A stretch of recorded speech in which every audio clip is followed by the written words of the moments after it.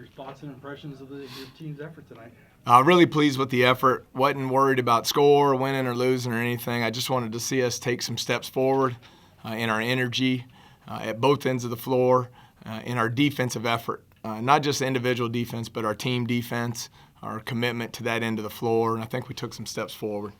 The 55 points on defense, is that right about where they should be, or where would you like, is there a number that you'd like to see your teams held to? I don't really worry about the total score, looking more at defensive field goal percentages, turnovers forced, and I think we were really good in those categories. We defended the three-point arc a lot better. We made some progress there.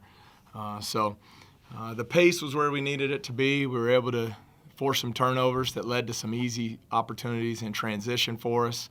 And I thought we played very unselfish at the offensive end. He's 27 assists on our 38 baskets. So it was fun to watch, and that's how I want our guys to play. You talked about the turnovers, and I know defense was a huge emphasis this past week at practice after the Freed-Hardeman game. 27 turnovers forced. Do you think that's just showing how much that practice and extra work this week paid off?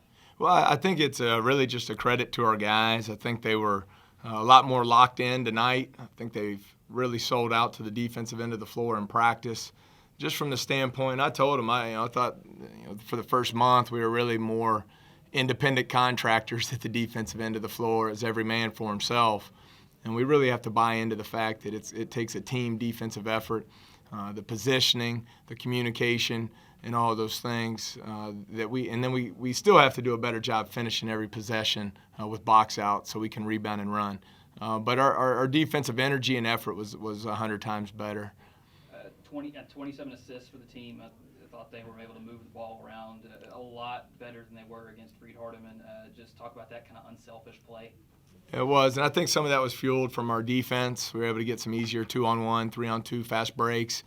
Probably would have had more assists last week if we didn't miss 13 layups and a ton of threes. So our shot selection was a lot better too, and so we were able to get easier looks. But no, I want that to be a trademark of our teams. I think it has been in the past that we were unselfish, that we make the extra pass, we pass up a good shot to get a great shot, and everybody contributed. I mean, you look, Chad Colbert, G. McGee, and DeMarcus Croker, all three had 5 assists out there on the floor, and then Bryce Jones gave us another solid floor game at the point guard position. So very happy with the unselfishness. Croker with 21 points. I mean, he seemed to be like big energy spark for the team throughout the game, and also got the crowd into it a couple times. Is this what we're going to see from him throughout the season? He's going to be kind of that energy guy that's going to make a play and just get everybody pumped up. That's what we've challenged him to do. It's what we need him to be for us. And you look at the 21 points, and that was all great, but I was more pleased really in 3 areas with him. One was his unselfishness, that he did have 5 assists, no turnovers, really played mistake-free at the offensive end of the floor. Thought he really gave us a spark at the defensive end. He was in the passing lanes, he was active, and he was very aggressive. And then the other thing that really stood out for me is he didn't play the last 12 minutes, and he was very active over on the bench, really communicating, was cheering on our freshmen. And I think we needed that. We needed our bench energy to be better. And we're really just trying to build a team, and he's helping us do that. We need him to be one of our energy guys.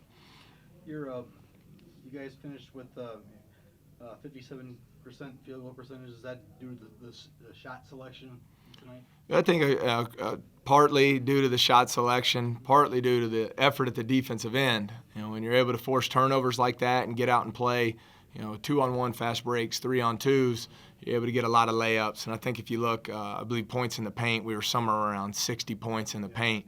So we got a lot of easier looks than we have in our scrimmage and our exhibition.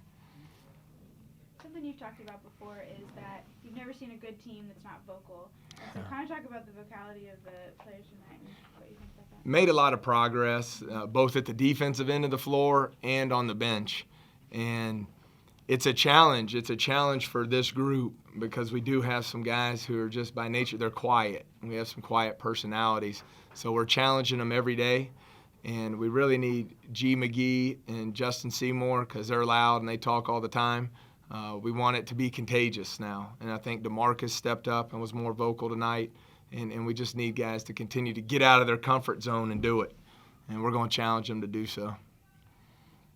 G. McGee had a play in the first half. He shot, missed the three, and then came back, got the steal, and ended up finding Patty for the point.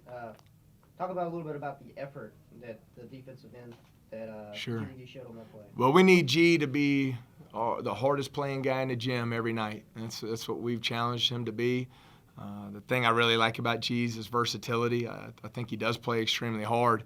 I think he's a very skilled player, and he's a guy that, for us, this season, you could see him playing at the 4, you could see him at the 1, the 2, or the 3. And so we're counting on him. He's got a lot on his shoulders, but we just want him to give that same relentless effort every night out.